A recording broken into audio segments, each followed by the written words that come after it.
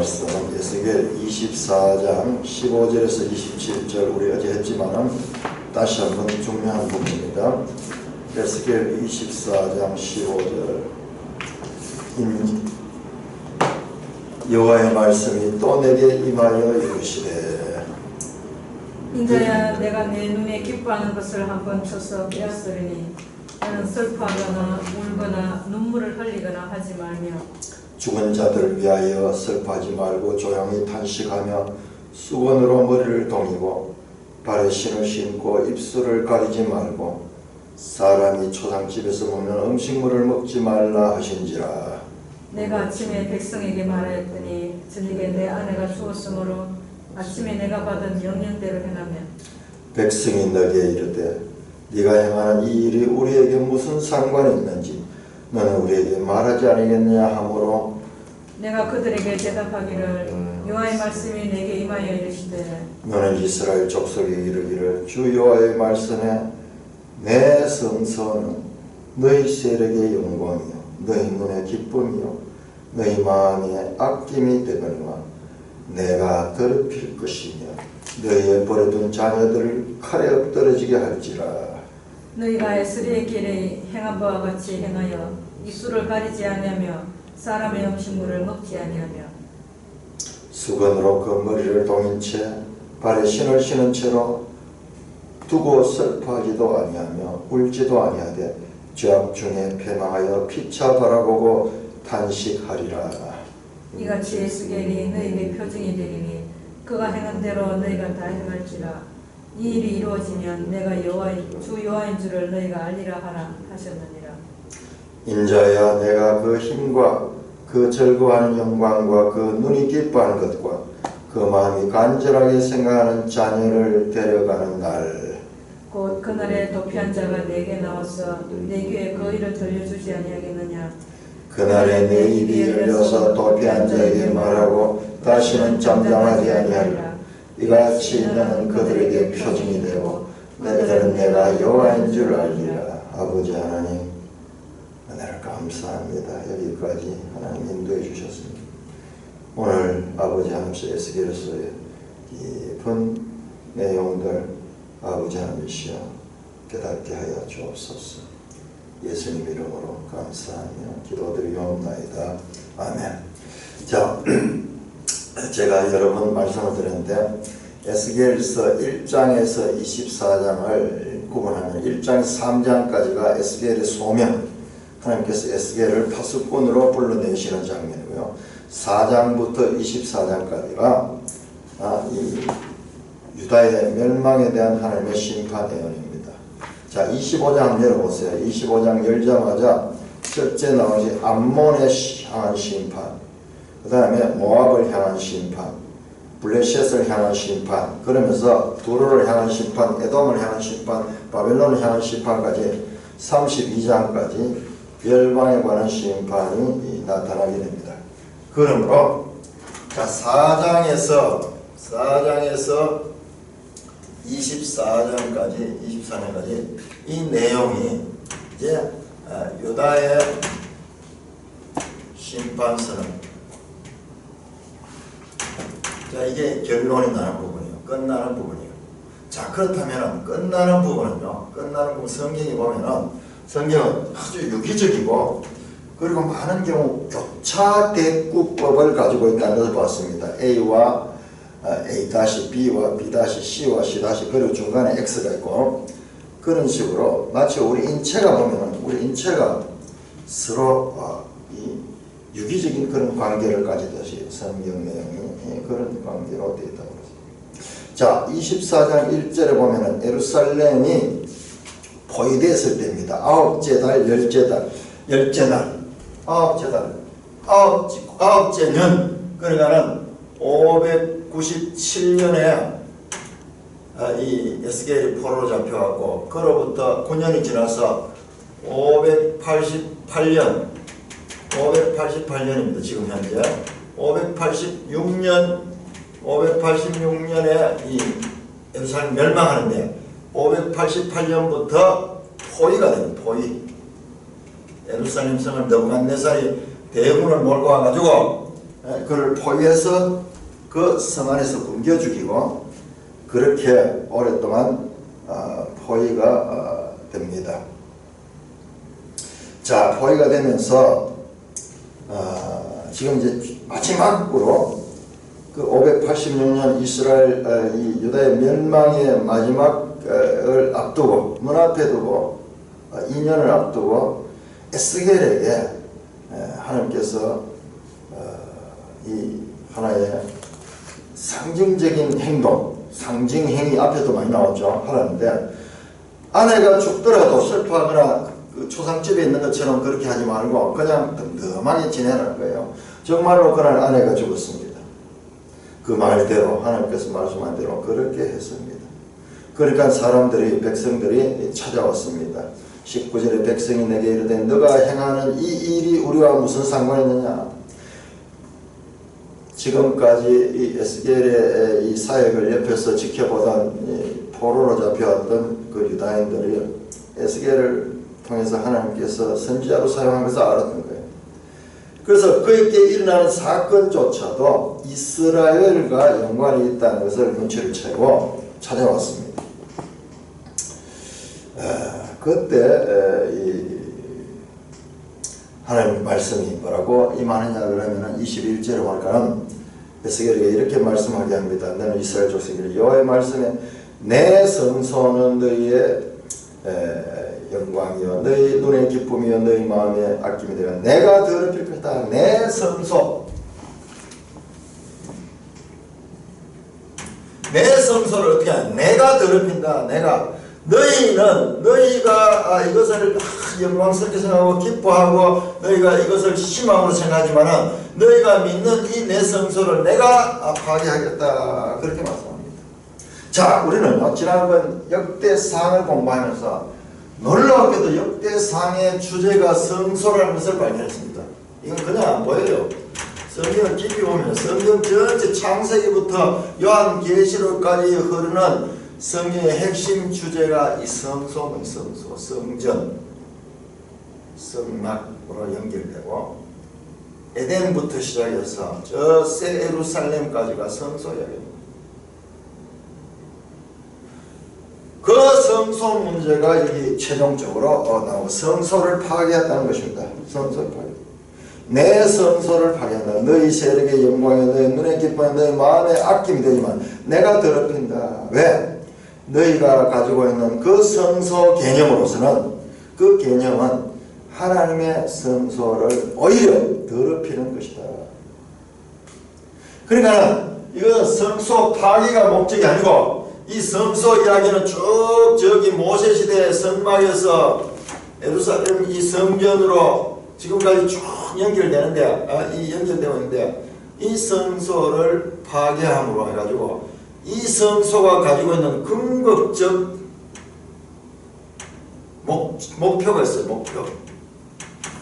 지금 여기 눈에 보이는 이 성소는 이게 이 목적이 아니에요. 이건 과정이에요. 과정. 목적을 향하는 과정인데 여기까지의 지금 이 하나님 궁극적인 목표를 향해 가는 이 건물 성소가 하나님을 가리는 도구가 되었어. 하나님 가리는.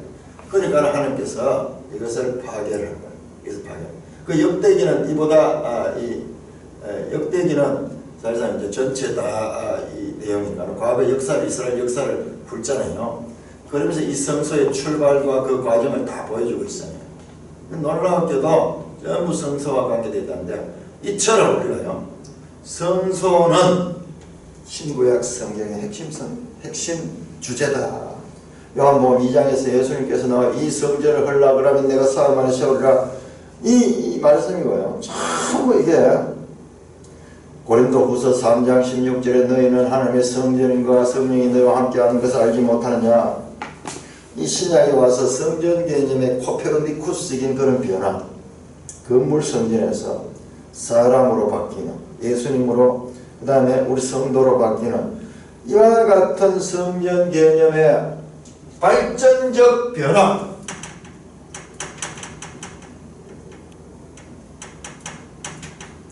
또는 상승적 변화, 구약에서 신약으로 이 연속성을 가지면서도 발전적인 연속성이다. 그래서 어떤 학자는 그 미국의 학자는 그렇게 썼더라고요. 확장된 메아리.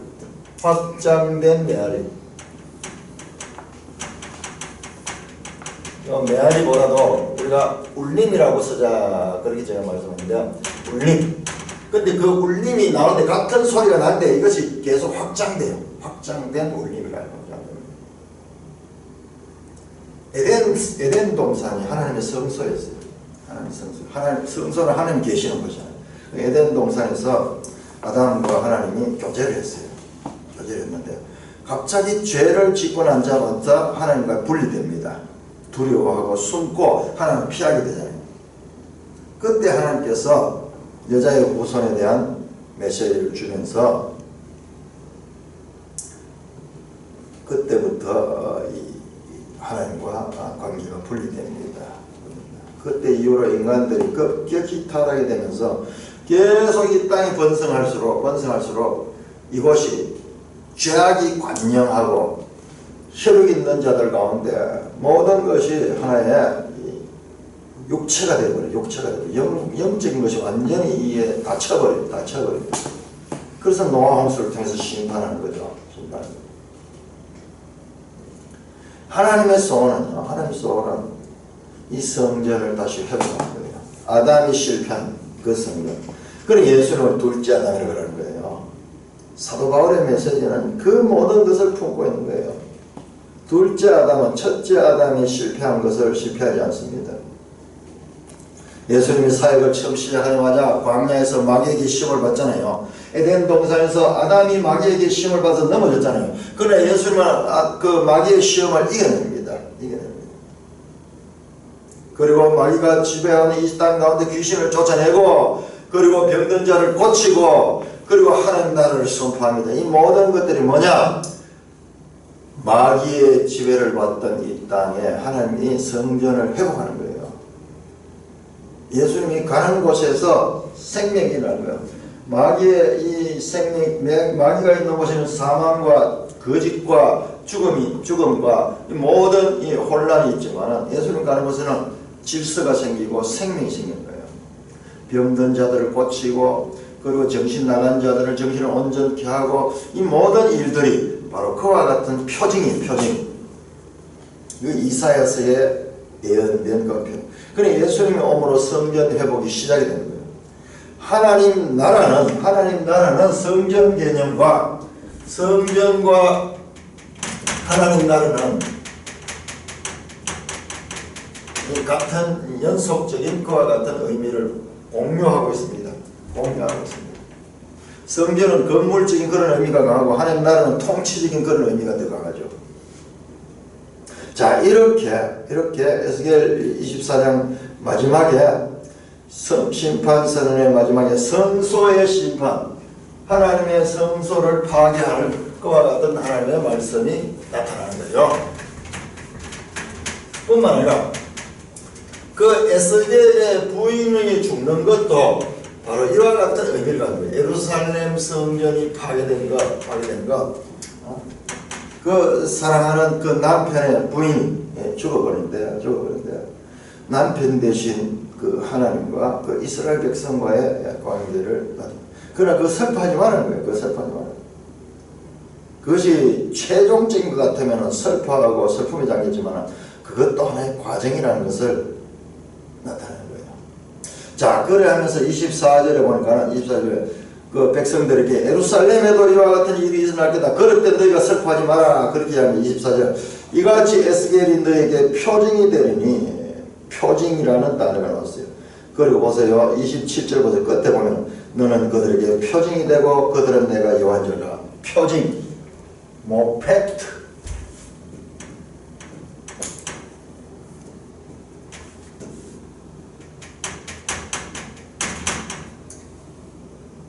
M-O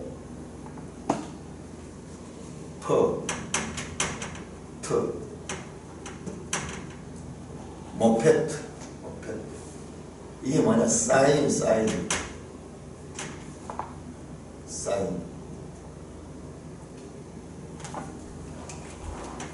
행동 자체가 메시지를 갖고 있다는 거예요. 행동 자체가 메시지. 에스겔이 너희에게 표징이 된다. 이 성경 속에서는 이 표징이 아주 중요합니다. 자, 이사야 20장 3절을 보시면은 이사야 20장 3절에 이와 같은 말씀이 나옵니다. 20장 3절. 여호와께서 이르시되 나의 종 이사야가 3년 동안 벗은 몸과 벗은 발로 애굽에 다니며 애굽과 구스에 대하여 징조와 예표가 되었느니라. 자, 선지자의 행동. 이사야가 3년 동안 몸을 벗고 벗은 발로 다니는 거예요. 홀딱 벗었기 했겠나마는 자가 이렇게 뭐 옷을 안 걸치고 이렇게 다니는 거예요. 그 자체가 뭐냐, 하나님의 메시지인 거예요. 이스라엘이 이와 같이 될 것이다. 앞으로 나라가 황폐하게 될 것이다. 그러나 이 에스겔도 상징적인 행동이 많았잖아요. 행장을 메고 이렇게 이사를 가는 것 같이 하는 거, 그 다음에 오른쪽으로 누워가지고 390일 또 왼쪽으로 누워 40일 뭐 이러면서 여러 개의 상징 행동들이 나왔죠. 그게 표징인 거예요. 그건 메시지를 갖고 있다는 거예요. 에스겔이 너에게 표징이니 그가 행한 대로 다 행할지라. 이 이루어지는 내가 주여. 에스겔의 말뿐만 아니라 에스겔의 행동들이 하나님의 뜻을 이루는 거예요. 그때 내가 여호와인 줄 너희가 알게 될 것이다. 에스겔이 이 상징적으로 행동한 이 표징들이 이루어질 것이다. 이루어질 것이다. 자, 25절입니다. 25절. 인자야 내가 그 힘과 그 절구한 유머가 낸 그 눈이 기뻐함과 그 마음이 간절하게 생각하는 자녀를 데려가는 날. 자, 자녀를 데려가는 날.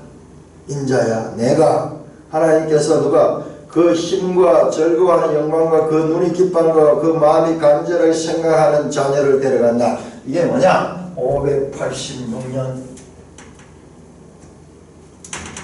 유다 멸망입니다. 유다 멸망했대. 자녀를 데려갔다. 곧 그날입니다. 그날이 중요한 그날에 도피한 자가 내게 나와서 내게 그 일을 일러주지 않겠느냐. 무슨 말인지 잘 모르겠는데 그날에 이 망하는 날, 이 유다가 586년 이 망하는 그때에 도피한 자가 와서 내게 그 일을 이 예루살렘이 멸망하는 그 일을 너에게 알려줄 것이다. 그날에, 자, 지금 계속 이 마지막 25절부터 끝에는 그날입니다. 그날에 내 입이 열려서 도피한 자에게 말하고 다시는 잠잠하지 아니하라. 이같이 너는 그들에게 표징이 되고 그들은 내가 여호와다. 자, 에스겔 자체가 표징이다, 모페트다. 에스겔의 아내가 죽고 에스겔의 삶 자체가 하나의 표징이 된다는 거죠. 자, 여기에서 우리는 4장 3절 4장부터 24장까지가 유다에 대한 하나님 심판세례겠죠. 심판세례겠죠. 자, 이제 오늘은 정리를 잘 해야 돼요. 오늘 정신 바짝 차리고 이 내용을, 성경은 그냥 봐서 보는 게 아니에요. 깊이 연구를 해야 됩니다. 자, 4장 3절 처음 하나님께서 에스겔에게 이 행동하게 했는데 그 상징행위입니다. 6개의 상징행위가 나왔죠. 6개의 상징행위가 4개의 상징행위가 나왔는데 5장까지 4개의 상징행위가 나왔는데요. 그 첫 번째 상징행위에 3절은 또 철판을 가져다가 너와 성읍 사이에 두고 철벽을 삼고 성을 포위하는 것처럼 에워싸라. 이것이 이스라엘 족속에게 징조가 되리라. 징조가 되리라. 자, 4장에서 24장까지는 수미상관을 이루는데, 수미상관인데 징조로 끝납니다. 징조로 시작해서 4장 3절에 징조로 시작해서 24장 마지막 절에 징조로 끝이 나오고 있습니다. 그리고 이 중간에 한번 봐요. 중간에 또 무슨 징조가 나오는가. 중간에 11장 25절. 성경 공부의 묘미는요, 내가 날마다 이 감동하고 날마다 놀랄 수밖에 없는 것은 바로 이런 것 때문에 25절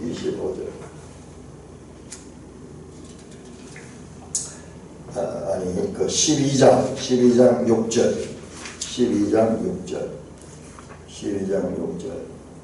캄캄할 때 그들의 목전에서 어깨 메고 나가며 얼굴을 가리고 땅을 보지 말라. 이는 내가 너를 세워 이스라엘 족속에게 뭐 한다고? 징조가 되게 한다. 징조. 한번 보세요. 12장 같으면 거의 중간이잖아요. 중간이다. A와 A 다시 그리고 X 이 속에도요 무수한 이런 구조들이 수미상관을 이루면서 교차 대구의 이 내용들이 들어있을 거예요. 우리가 발견하지 못해서 그렇지. 이 본문 하나만 가지고도 깊이 연구를 해보면요 이 크게 봤을 때 이게 보이는데 그렇죠. 그리고요 이 속에 무수한 B와 B 다시 C와 C 다시 D와 D 다시 이런 이 교차대구, 이건 교차대구가 나타납니다. 그래, 이 본문 하나만 가지고서 연구를 하면요, 어마어마한 내용이 나옵니다. 자, 뿐만 아니라,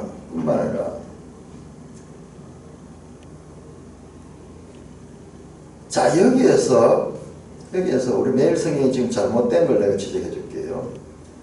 인쇄되고 이러면 권위가 있잖아요. 그런데도 우리가 자세히 보면요 인쇄된 책들의 오자가 얼마나 많아요. 오자뿐만 아니라 오류된 내용들이 얼마나 많은지 몰라요. 신학책들도 보면요. 그러니까 이제 우리가 공부를 하면서 스스로 이제 자력적인 그런 힘이 생기되면요 권위 있는 책들에 대해서도 비판적으로 볼 수 있는 거예요. 자, 무엇이 잘못됐냐 그러면은 자, 매일성경 제목을 보시면은 25절 바로 앞에 예루살렘 소식을 듣고 입이 열린 에스겔이죠. 입이 열렸습니까? 어떻게 됩니까? 입이 열리지 않았어요. 입이 열릴 것이다. 그날에 장차 미래에 지금 이거 현재로 해야 하는데 현재 아니에요. 현재 열리는 것이 아니고 미래에 아직 오지 않았어요. 미래에 열릴 것이다요. 그날에 열릴 것이다. 그런데 제목이 뭐 열렸다고 그렇게 돼 있죠. 그리고 우리 성경 읽기가요 이런 식인 거예요. 이런 식. 전문가들도 이렇게 실수를 할 때가 너무 많이 있어요. 지금은 언제냐? 588년이에요. 586년을 여기서는 지적하고 있습니다. 자, 입이 열리는 이것도 지금 수미상관입니다. 자, 우리 3장입니다. 3장. 그러니까는 이제 4장의 도록이 바로 직전 3장 끝입니다. 3장 끝이 26절에 보 3장 26절에 내가 내 혀를 입천장에 붙게 하여 네가 말 못하는 자가 되어 그들을 꾸짖는 자가 되지 못하여 그들은 패역한 족쇄야. 그러나 내가 너와 말할 때 입이 열릴 것이다. 자, 입이 열릴 것. 입이 먼저 닫히죠. 입이 닫힘. 어딥니까? 바로 3장 마지막 절이죠. 4장과 3장 마지막 부분입니다. 3장 마지막 부분. 자, 우리 장절로 나눠서 그렇지. 이거 바로 이 4장과 3장 붙어 있잖아요.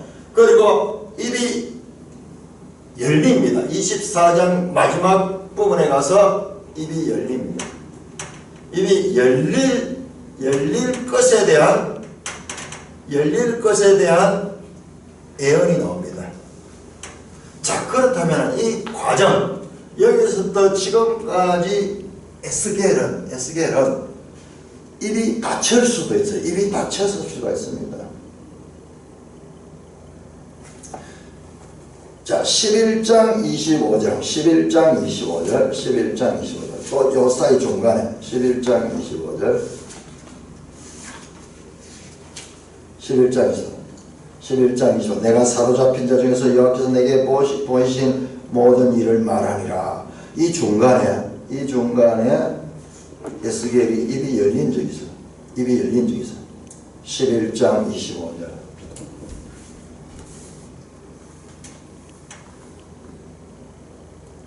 자, 입이 닫히고 입이 열리고 이것도 하나의 이 수미상관과 교차 대구를 또한 이루고 있습니다.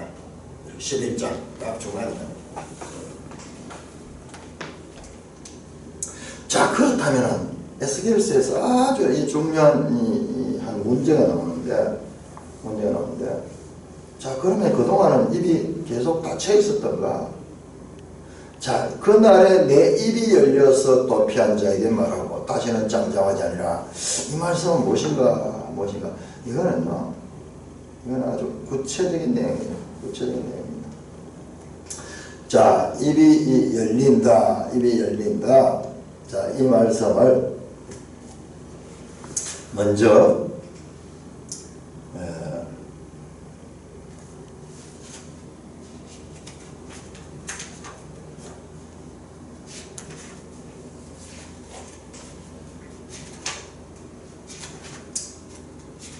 우리가 앞에서 봤던 내용들을 계속 우리 앞에서 볼 때 에스겔이 입이 닫혔다고 말은 들었는데 그 다음에 뭐해야 되는지 잊어버리고 있었어요.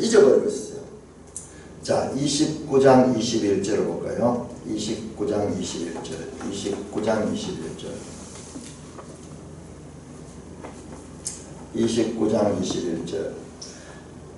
21절이네요. 그날에 나는 이스라엘 족속에게 한 뿔이 돋아나게 하고 나도 또 너가 그들 가운데서 입을 열게 하리니 내가 여호와인 줄 그들이 알리라. 자, 여기에도 입을 열게 하실 약속이 나옵니다. 입을 열게 하실 약속이 나옵니다. 그러니까 아직까지 에스겔의 입이 열리지 않았어요. 자, 그러면은 자, 어떻게 입이 열리는가? 그 장면은요. 예루살렘이 멸망할 때 입이 열립니다. 자, 33장. 에스겔 33장.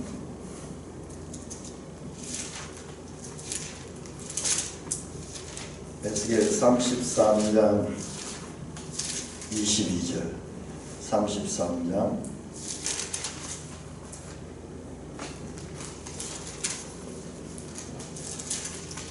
22절. 자, 33장은 자, 1장에서 4장이 소명, 3장이, 그리고 4장에서 24장이 심판서는 유다, 그 다음에 25장에서 32장이 열방 심판서입니다. 열방. 자, 33장부터 마지막 48장까지는 유다의 회복입니다. 자, 33장 거기 포함됩니다. 유다의 회복에 포함되는 그 장입니다. 33장 22절 21절부터 우리가 사로잡힌 지 12째 해 10째 달 5째 날에 예루살렘에서부터 도망한 자. 이때가 언제냐? 12째 해죠. 여기가 아까 9째 했죠. 그로부터 2년 내지 3년 지난 586년입니다. 586년. 유다가 멸망했을 때. 그때 그 소식은 우리가 사로잡힌 12째 해 10째 달 5째 날에 예루살렘부터 도망한 자가 예루살렘이 멸망될 때 누가 도망을 나왔어요. 거기서 도망을 나와가지고 에스겔을 찾아왔습니다. 이 바벨론까지 찾아와서 말하기를 그 성이 함락되었다 했는데요. 그 도망한 자가 내게 나오기 전 날 저녁에 그 도망한 자가 오기 전에 여호와의 손이 내게 임하여 내 입을 여시더니 다음 아침 그 사람이 내게 나올 그때 내 입이 열리기로 내가 다시는 잠잠하지 아니하노라. 이 도망한 자가 오기 전날 밤에 여호와의 손이 에스겔의 입을 열었습니다. 다음날 아침 그 도망한 자가 왔습니다. 그 사람이 내가 나올 그때 내 입이 열리기로. 그때 열리게 하면서 이때 확실하게 열리고 내가 다시는 잠잠하게 되지 아니했다. 자, 요 본문하고 24장 27절하고 한번 대조해보세요. 그 말입니다. 26절 24장 20절 그날에 도피한 자가 내게 나와서 내 귀에 그 일을 일러주지 않겠냐. 그날에 네 입이 열려서 도피한 자에게 말하고 다시는 잠잠하지 않으라. 이같이 너는 그들에게 표징이 될 것이다. 입이 열리는 것은 586년에 586년에 그렇다면은 이 4장에서 24장 이 긴 기간 동안 선지자의 입은 닫혔을 수도 있습니다. 요 부분에 있어가지고 우리는요, 야, 그런데 여기에서 그 중간에도 말하는 부분이 있거든요. 그래서 여기 아주 난제예요. 난제 중에 난제인데, 중요한 것은, 제가 왜 에스겔서의 상징 행동들이 많아요? 말이 아니고요. 여러분, 에스겔서의 많은 말들 자세히 보면요. 하나님께서 에스겔에게 이렇게, 너는 이렇게 말하라고 가르쳐 주는 내용이지, 에스겔이 직접 이렇게 선포하는 내용은 적습니다. 우리 그걸 잘 구별하지 못하는 거예요. 잘 구별. 하나님이 지금 에스겔에게 이와 같이 예언을 주시는 거예요. 예언을 그 마음속에 적금하듯이 그 마음을 주는 거예요. 주로 에스겔에게 말씀하는 것이 에스겔이 직접 그 사람들이 전하는 내용이 아니에요. 그런데 전하는 내용도 있기는 있어요. 그런데 유독 에스겔의 12가지의 상징 행동들 나와요. 상징 행동들. 마지막에도 지금 나왔잖아요. 상징. 아내가 죽는 이런 사건들, 이런 징조, 사인. 유독 에스겔서의 상징 행동들이 많이 나오는 이유 가운데 하나는 입으로 선포하지 않았습니다. 에스겔의 입을 닫아버렸어요.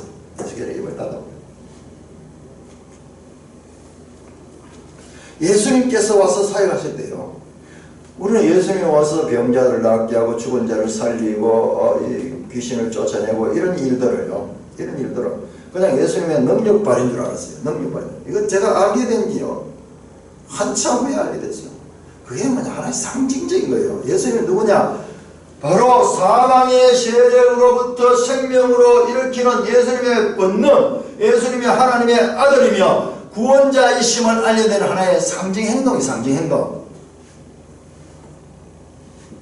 신통방통한 그런 기적을 베푸는 자가 아니고, 기적 베푸는 자가 아니고, 그 기적은 예수님을 상징적으로 예수님이 누군가를 알려주는 그와 같은 사인. 자, 세례 요한이 예수님을 속였지만 나중에 세례 요한이요, 감옥에 갇혀가지고 소망이 없어졌어요. 그때 세례 요한의 믿음도 떨어졌습니다. 여자가 낳은 자 중에 가장 위대하다는 세례 요한도 믿음이 떨어져가지고 뭐라고 이야기했냐, 옥에 갇혀있을 때 제자들을 보내가지고 정말 내가 소개한 그분이 구원자 예수님 메시아가 맞는가 물어보라고, 예수님 가서 물어보라고 이야기합니다. 그때 예수님께서 이렇게, 너는 그에게 가서 이렇게 이르라. 병든 자가 나음을 받고 소경이 눈을 뜨고 저는 자가 일어나며 그리고 기머리가 덜 듣는다. 그 이야기, 그 이사야에 나오는 말씀, 그걸 전해줘라 이 얘기예요. 그게 뭐냐? 그게 바로 메시아의 상징입니다. 메시아의 상징입니다. 세례 요한 알아듣는 거예요. 말씀에서. 우리는요, 그거 보면 난해 구절 같아요. 그 성문답 같아요. 그렇게 묻는데 메시아 맞느냐 아니냐 이런 묻는데 그런 이야기를 하는 거예요. 이거요, 구약 성경에 여러 번 나왔던 그 이사야도 그렇고, 이 특별히 에스겔이 가장 많아요. 이 상징 행동. 이 메시아성을 드러내는 상징 행동인 것을, 그래서 에스겔은 그들에게 표징이 되고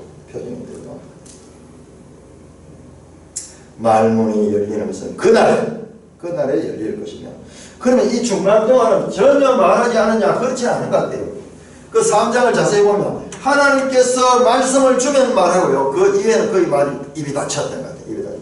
그러나 에스겔의 생애를 한번 생각해보세요. 얼마나 인간적으로 보면 참으로 고통스러운 생애입니다.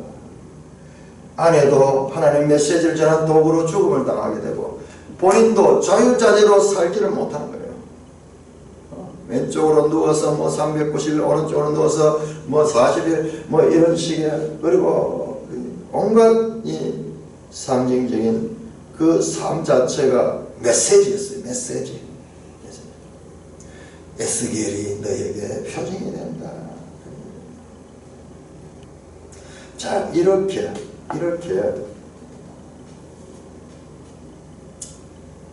4장에서 24장까지 유다의 심판에 관한 선언이 끝이 나면서 이 구조가 한 묶음을, 정확하게 이 한 묶음을 이루고 있다면서 수미상관을 통해서 또한 교차대구를 통해서 우리가 이렇게 발견하게 됩니다. 그러니까 우리 믿음의 선배들이 하나님 말씀을 금을 찾듯이 은을 찾듯이 감추인 보화를 찾듯이 찾기 때문에 저도 이것을 내가 발견한 것이 아니고 계속 그 앞선 분들이 발견했기 때문에 내가 이걸 확인한 거예요. 과연 그러구나. 과연 그러구나. 이거는요, 이 유전되는 거 아니에요. 노력해서 얻어지는 거예요. 노력해서 얻어지는 거예요. 정확하게 4장에서 24절까지는 한 단락을 이루구나. 이런 것만 해서 봐도 성경을 이해하는데 얼마나 이 도움이 되는지 모릅니다. 자, 25장 1절에서 17절까지 교독하겠습니다. 25장 1절. 여호와의 말씀이 또 내게 임하여 이르시되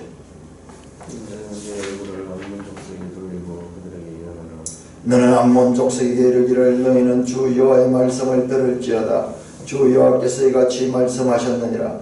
내 선소가 더럽힘을 받을 때 네가 그것에 관하여 이스라엘 땅이 황폐할 때 내가 그것에 관하여 유다족 속이 사로잡힐 때 내가 그들에 대하여 이르기를 아하 좋다 하였도다. 그러므로 내가 너를 동방 사람에게 기업으로 넘겨주리니 그들이 내 가운데 진을 치며 내 가운데 그 거처를 베풀며 내 열매를 먹으며 내 젖을 마실지라. 같이 읽겠습니다. 내가 랍바를 낙타의 우리로 만들며 암몬 족속의 땅을 양떼가 넘는 것으로 삼은즉 내가 주 여호와인 줄 너희가 알리라. 주 여호와께서 이같이 말씀하셨느니라. 내가 이스라엘 땅에 대하여 손뼉을 치며 발을 부르며 마음을 다하여 멸시하며 즐거워했나니 그런즉 내가 손을 너에게 펴서 너를 다른 민족에게 넘겨주어 노력을 당하게 하며 너를 만민 중에 끊어버려 너를 여러 나라 가운데 패망하게 하여 멸하니. 같이 읽습니다. 내가 주 여호와인 줄 너희가 알리라 하셨더라. 오늘 여기까지만 잘라가지고 보겠습니다. 자, 제목을 보시면 암몬을 향한 심판, 그 다음에 모압을 향한 심판, 그 다음에 에돔을 향한 심판. 또 한번 넘겨볼까요? 그 다음에 두로에 대한 이야기가요. 무려 3장에 걸쳐 나옵니다. 이것도요. 제가 이번에 새롭게 알게 됐어요. 무려 3장에 걸쳐서 두로에 관한 이야기가 나오고, 그 다음 29장에 보면 애굽이 받을 심판, 그 다음에 30장에 또 애굽의 동맹들의 심판, 애굽에 대한 심판이 나오거나, 32장에 애굽의 교만과 심판, 32장에 애굽 심판. 그러니까는 뒤에 가니까는 두로와 애굽에 관한 심판이 아주 길게 나타나고 있습니다. 자, 열방에 관한 심판서는요. 이것은 선지서에 보면은 선지서의 공통적인 거예요. 선지서의 공통적입니다. 에레미야 46장에는 애굽에 관한 심판서는, 47장에는 블레셋에 관한 것, 48장에는 모압에 관한 것, 49장에는 암몬, 에돔, 다메섹, 게달, 하솔, 엘람, 50장에는 바벨론에 관한 열방에 관한 예언이 나옵니다. 에레미야서도 나와요. 다니엘서는 어마어마하죠. 다니엘서는 그 당시의 열방뿐만 아니라 전 세계 역사를 이야기하죠. 저 바벨론에서, 그리고 저 이 그리스로, 저 페르시아로, 페르시아에서 그리스 로마로, 소선지서 여러 군데서도요 그와 같이 나옵니다. 자, 이사야서 10장, 이사야 10장, 이사야 10장. 자, 우리가 성경 한 권을 제대로 이해하게 되면은 다른 성경들을 이해하는데 엄청 도움이 됩니다. 엄청, 그리고 유기적인 관계이기 때문에 하나를 제대로 이해하게 되면은 다른 책들을 이해하는데 엄청 도움이 돼요. 자, 이 열방에 관한 심판 선언은 선지서에 있어서는 아주 보편적인 것과 같은 내용이다. 자, 10장 5절에 보면 아수스 사람은 화 있을 진저 그는 내 진노의 막대기요 그 손의 몽둥이는 내 분노라. 그러면서 아수르에 관한 심판 선언이 나타납니다. 자, 13장 보면 아모스의 아들 이사야가 바벨론에 받은 경고라. 바벨론에 관한 심판 선언이 나옵니다. 13장 14장이 바벨론에 관한 심판 선언입니다. 자, 15장에는 모압에 관한 경고라. 16장도 모압에 관한 심판 선언이 나옵니다. 자, 17장은 다메섹에 관한 경고라. 18장은 구스, 19장은 애굽, 21장은 다시 바벨론에 관한 멸망의 선고. 그 다음에 11절에 보면 두마, 21장 11절 두마, 그리고 13절 아라비아. 이처럼 23장에는 두로에 관한 심판, 두로, 그리고 시돈에 관한 심판이 또 그 이하에 나옵니다. 12절은 너 학대받는 처녀 딸 시돈아. 이렇게 Oracle against the nations.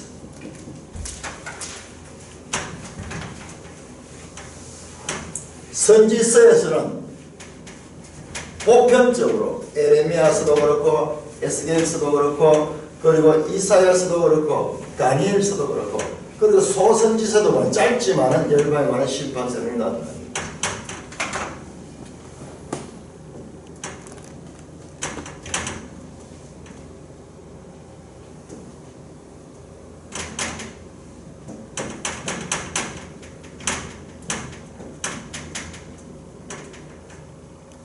Oracle against the nations. 나라들에 대한 하나님의 신탁이다. 신탁, 말씀. 열방에 대한 심판선. 이것은요, 아브라함 언약과 관계가 있습니다. 아브라함은 처음부터 아브라함의 부름을 받았을 적에 모든 민족을 대상 너로 인하여 땅의 모든 민족이 복을 받을 것이다. 자, 창세기 12장 한번 볼까요? 창세기 12장. 창세기 12장 2절 3. 같이 읽겠습니다. 시작. 내가 너로 큰 민족을 이루고 너에게 복을 주어 너 이름을 창대하니 너는 복이 될지라. 너를 축복한 자에게 내가 복을 내리고 너를 저주한 자에게 내가 저주하니 땅의 모든 족속이 너로 말미암아 복을 얻을 것이라 하신지라. 처음부터 하나님은 자 우리가 지금 에스겔 하면서 중요한 걸 하면 내 언약과 하나님의 언약과 내 언약을 배웠죠. 자, 이것은 이스라엘의 제안이에요. 이스라엘. 내 언약, 아브라함 언약은요, 모든 민족이 모든 민족. 이건 일방적이었죠. 일방적. 하나님 약속입니다. 일반적 약속. 이건 하나님이 약속하죠. 하나님 스스로 약속하죠. 자, 이스라엘 하면 이 신에서 하는 자는 행위고 상대적. 율법입니다. 율법 지켜야 됩니다. 지키면 하나님께서 복을 주시면 지키지 않으면 벌을 줍니다. 자, 이 내 언약, my covenant 속에 your covenant, 너 언약이 포함됐다고 얘기했죠. 요건 이게 바로 이거 여기에서도 그렇게 보면 됩니다. 아브라함 이후 430년 후에 이 언약이 맺었다면요, 그 이전부터 하나님 언약은, 이 언약은 영원한 언약, 영원한 언약. 이거 한시적 목적을 가지고 한시적으로 주어진 언약이었습니다. 지금 여기에 그게 나와. 열방에 관한 하나님의 신탁은 아브라함을 부를 때부터 이미 하나님의 뜻 가운데 있습니다. 우리는 이것이 좀 오래됐다고 잊어버리고 지금 출애굽부터 해서 이스라엘 역사에 대해서 지금 이스라엘의 어떤 왕정시대에 지금 끝을 보고 있는데 왕정시대가 끝나잖아요. 그러니 여기서 우리가 감당을 못해요. 하나님 이게 뭡니까? 하나님 우리를 통해서 영원한 나라를 이루고 하늘의 별과 같이 땅의 모래같이 많다 하고 네 나라가 영원하나 그러고 지금 여기서 끝나고 있으면 이게 도대체 뭡니까? 아니에요. 하나님의 역사 가운데서 왕정시대 이스라엘의 역사는 한시적인 의미를 가지고 교훈적이고 여기에 특별한 하나님의 특수한 뜻을 가진 언약입니다. 이거와 이거를 구별하지 못하니까는 우리가 늘 헷갈리는 거예요. 하나님의 구원은 심판이 아니라 여기는 구원이에요. 구원. 영원한 구원입니다. 행위와 관계없습니다. 하나님의 일방적인 약속입니다. 이거는 그렇지 않았어요. 자, 이 개념은 이 하나님의 이 언약의 큰 개념 속에 작은 한 부분이다. 부분집합이다. 이 열방에 대한 신탁은 아브라함을 부를 때부터 하면 하나님께서 뜻하고 있는 것이고, 지금 우리는 성경을 통해서 이 큰 관점에서 하나님의 구원 경륜의 관점에서 볼 적에 이제 열방에 대한 예언은 반드시 나와야 되는 거예요. 반드시 나와야 되는 거예요. 우리의 눈이 이 모세오경을 이 후반부들을 이렇게 보면서 또는 역사서 중심으로 보다 보니까 우리 눈이 지금 이스라엘로 지금 축소된 거예요. 이스라엘에 축소된 것은 열방을 향한 하나님의 뜻을 펼치기 위해서 한시적으로 주어졌다는 것을 우리가 알아야 됩니다. 그러므로 열방에 대한 심판 선언이 선지서에 공통적으로 나타나는 것은 하나님이 누구신가? 하나님이 약속하신 것. 그 2000년 전 아브라함을 통해서 말씀하신 그 약속이 지금 반드시 지금 성취되고 있는, 하나님은 기억하고 있는 거예요. 우리는 다 잊어버렸다. 하나님은 잊지 않아요. 기억하십니다. 하나님은 자카를 하죠. 자카를. 이스라엘에 대한 약속도 잊지 않고 이스라엘이 애굽 속에서 이 종살이하면서 그 고통을 당할 때 하나님이 그들에 대한 아브라함과의 약속을 기억하셨더라는 자카를. 하나님은 인생이 아니시니 우리는 잊어버리기도 하고 우리는 기억도 없을 때거든요. 하나님은 그렇지 않습니다. 기억하십니다. 기억합니다. 그래서 여기서 열방에 관한 심판선이 나오는 것은 하나님은 누구시냐? 모든 세상 나라를 주관하시는 주권자시다는 것을, 하나님은 역사의 주인이심을 나타내는 그와 같은 의미로도 우리가 볼 수가 있습니다. 자, 첫 번째 이 암몬에 대한 심판. 암몬이 누구예요? 암몬이 바로 창세기 19장에 보면 바로 롯의 후손들입니다. 그러니까 하나님 관점에서 보면 이게 남이 아니에요. 우리는 세월이 좀 지나버리면 남남이 되고 나라들과 일본과도 지금 원수가 지고 이렇게 하는데, 사실 일본과 우리 민족은요 많은 교류가 있었고 피도 많이 섞여 있어요. 하나님 입장에서 보면 가슴 아픈 거예요. 부모 입장에서 봐서 저게 자식들이 세월이 좀 지나서 저거 근본이 모르면서 저끼리 서로 싸우는 모습을 볼 때 가슴이 찢어지는 그 부모의 입장이 모르는 거예요. 도무지 알지 못하는 거예요. 조금만 시간이 지나면 뭐가 뭔지 알지 못하는 거예요. 우리 6.25 사변 났을 때 동족 상잔의 비극이 일어났다. 같은 형제와 전부 이 한민족끼리 총대를 죽이는 그런 일이 나요. 이게 인간의 무지함과 연약함과 죄성이에요. 그런데 무슨 사람만이 희망이고 사람이 중심이 되는, 그렇게 돼서는요 사람이 중심이 되면은 항상 피비린내 납니다. 피비린내. 사람의 판단력은 항상 부족한 거예요. 한쪽으로 치우치는 거예요.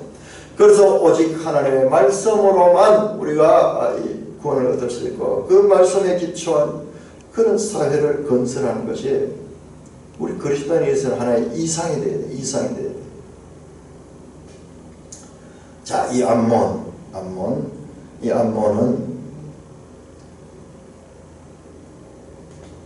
죄를 범했는데 어떤 죄를 범했느냐? 그게 자세히 나옵니다. 3절에 보면 하나님께서요. 자, 3절 너는 암몬 족속에 이르기를 너희는 주 여호와의 말씀을 들을지어다. 주 여호와께서 이같이 말씀하시는 내 성소가 더럽힘을 받을지. 자, 한번 보세요. 하나님이 이스라엘이 멸망할 적이야. 이 유다가 멸망할 적이야. 성소가 더럽힘을 받는다고 했습니다. 네가 그것이 이스라엘 땅이 황폐할 때, 네가 그것이 유다 족속이 사로잡힐 때, 네가 그들에 대하여 자, 내 성소 이스라엘 땅 유다 족속. 자, 하나님께서 심판하셨죠. 자, 우리 이게 하나님 크게 봐야 됩니다. 이스라엘에 대한 심판서는 이 심판을 선할 때 4장에서 24장에 나오는 이 심판서는 때 하나님이 이걸 기뻐하셨는가? 아니에요. 암몬은 기뻐하셨어요. 암몬은 기뻐했어요. 암몬이 뭐라고 했냐? 그때 뭐라고 했습니까? 아하, 좋다, 잘 됐다. 이 암몬, 유다가 멸망하고 이스라엘이 이 바벨론에 짓밟힐 때 암몬은요, 잘 됐다, 고맙시다, 그렇게 아닙니다. 그런데 그게 하나님이 너무너무 이 상처가 되는 거예요. 그러면 내가 너를 동방사랑의 기업으로 넘겨줍니다. 그들이 네 가운데 치를 치면 네 가운데 그 치를 베풀 네 열매로 네 젖을 마실지라. 이 암몬이 이방 나라에 의해서 멸망할 것을 말합니다. 5절에 보면 내가 랍바를 낙타의 우리로 만들며 암몬 족속의 땅을 양떼가 눕는 것으로 삼은지라. 5절에 랍바는 암몬의 수도입니다. 암몬의 수도가 낙타의 우리 그리고 양떼가 눕는 것, 초장이 되었다는 거예요. 그 수도가 다 황폐하게 돼가지고 짐승들이 사는 거처가 된다는 것입니다. 이 하나의 성경에 나오는 이 나라가 황폐됐을 때 일어나는 관용적 표현이죠. 네가 이스라엘 땅에 대하여 손뼉을 치며 발을 구르며 마음을 다하여 멸시하며 절거했으니 그런즉 내가 손을 내 위에 펴서 너를 다른 민족에 넣어져 노력을 당하게 하고 너를 만민 중에 끊어버려 너를 여러 나라 가운데 패망하게 매는가. 자, 여기에서 우리 하나님의 심정할 순간 이스라엘의 심판선을 하신 그 하나님의 가슴이 얼마나 아팠는지, 얼마나 그 마음이 아팠는지. 이방 나라가 이스라엘이 이 파괴되는 것을 보고 기뻐하는 그 이방 나라에 대한 하나님의 이 상처, 그를 복수하는 그와 같은 마음에 새겨진 그와 같은 하나님의 심정을 볼 적에 이 하나님께서는 이스라엘이 패망당하는 것을 기뻐하시지 않았다. 오히려 이스라엘이 패망당하는 그 모습을 보고 하나님이 가슴이 찢어지게 하셨다. 가슴 찢어졌다. 이라는 것을 우리가 유추할 수도 있겠습니다. 자, 25장은 우리 내일 자세하게 살펴보도록 하겠습니다. 찬송가 438절